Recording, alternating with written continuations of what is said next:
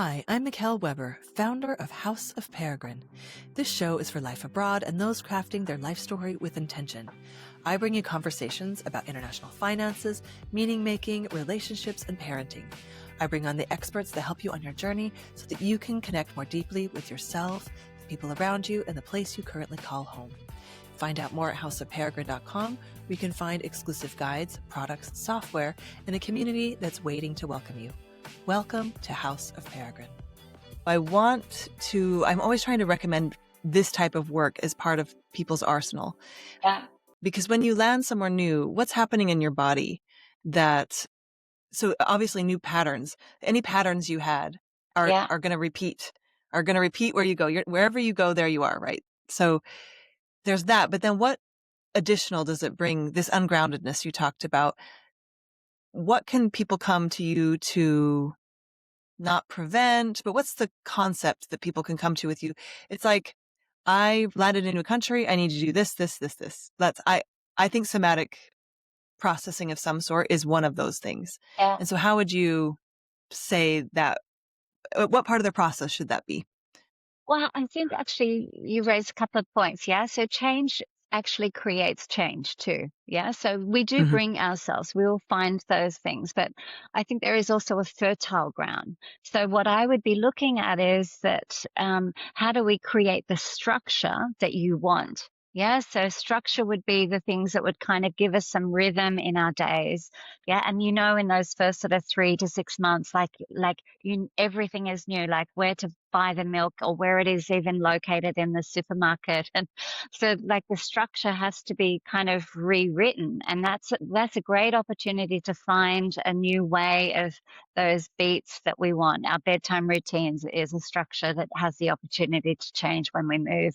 So, but if I think about somebody who's just landing here and is wanting to use the work, what I would be doing is looking to get them to embody their bones.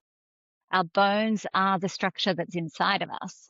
Our bones are the earth that is grounding us to ourselves. They are quiet and strong and solid. And if we just, even now, as I start to kind of feel my bones, I start to feel a different kind of vibration in my legs. It's just like there's a grounding quality.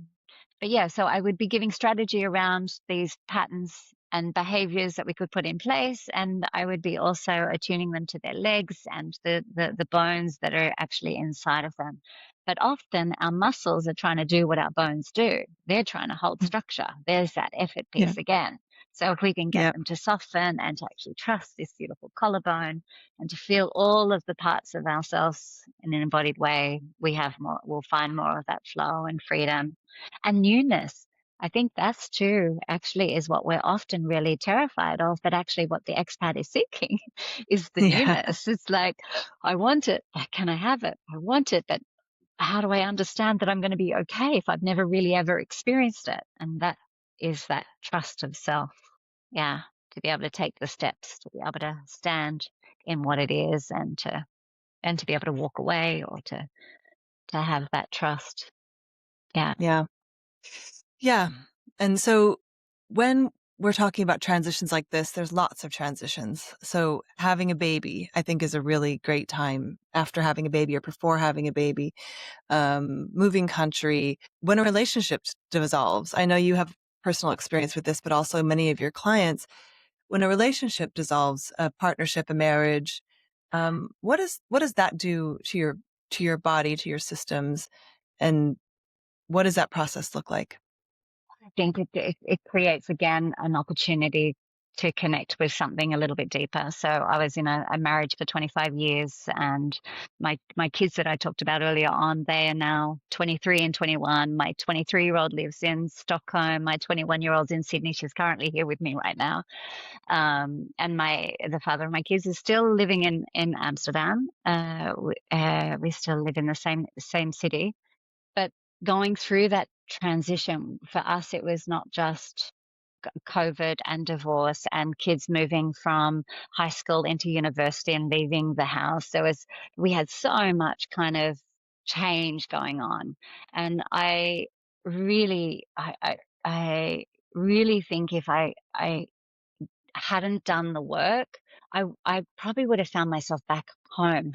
I probably would have packed my bags and gone somewhere that I knew that I could just be safe. Yeah. Yeah. But actually, I think knowing that I could take the steps through it, that this change was part of my process and the journey to actually being the better mum, the better partner, the better me, the better coach. It, yeah, it allowed me to, yeah, keep walking towards what was unfolding. Yeah. So the safety and love you felt in your own body allowed you to be able to do the right thing for yourself, for your own, would you call it progression? Would you call it your own path? How would you call Um, that? I, I, I, I call it my unique me. Like I think it's also an inner being. I use many words. That inner being is Yeah. also love, but it's also potential. I shy away from the word potential, but it's like there we all have a different kind of capacity. Usain Bolt can run really fast. That's because he's got a capacity for it. Other people are really creative because they have a certain capacity for it. So I think when you asked this question now, what I felt into was actually it is that adult part of me being able to choose to be able to express Amanda, to be able to live from this place. Yeah. Yeah. And so if someone comes to you saying, I don't know what, like I'm in a relationship, I don't know, especially long-term relationships, especially when you're in a different country together, it's a big, it's a foundation shake to, to change relationship. And so is that how you help people process it? It like, should I stay or should I go is a massive question for Mm. therapists, for Mm. any kind of things.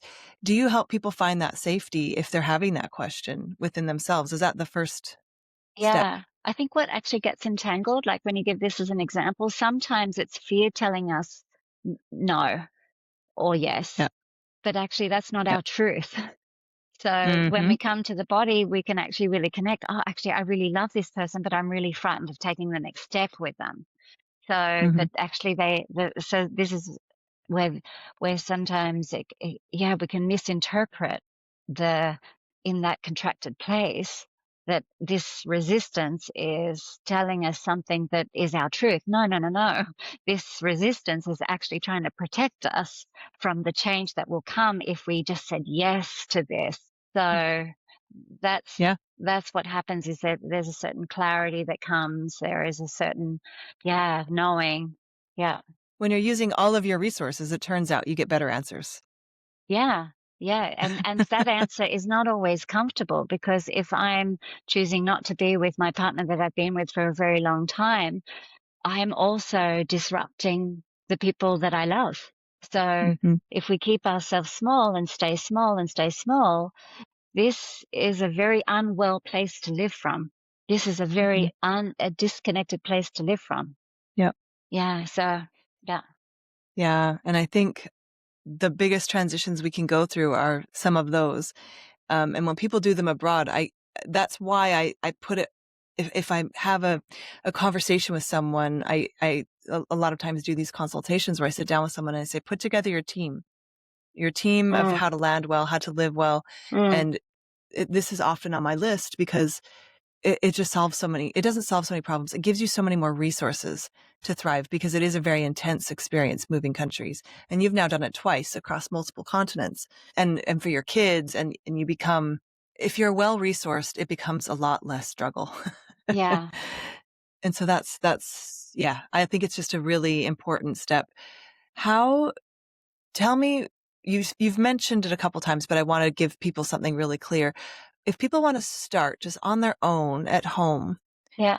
with maybe peeking into what their body is trying to tell them, maybe they're not burned out, maybe they're just like, oh, I'm interested to learn what my body's telling me, because Mm-hmm. obviously it's a vast resource. Mm. Where would you tell them to start? What's a few tips they could just use in their everyday life? I think movement, I think breath, I think awareness and curiosity, they would be sort of the first things that sort of pop up. But it is just like what right now while I'm sitting with you, I can still feel a lot in my body. So I have a Mhm. tingling sensation in my feet. I feel the heaviness of myself in my chair. And still I can have a conversation with you. I could imagine myself if it was 5 years ago and I was doing a podcast, I'd probably be sitting up and I'd probably be overthinking it. And so I think what I would just encourage people to do is to look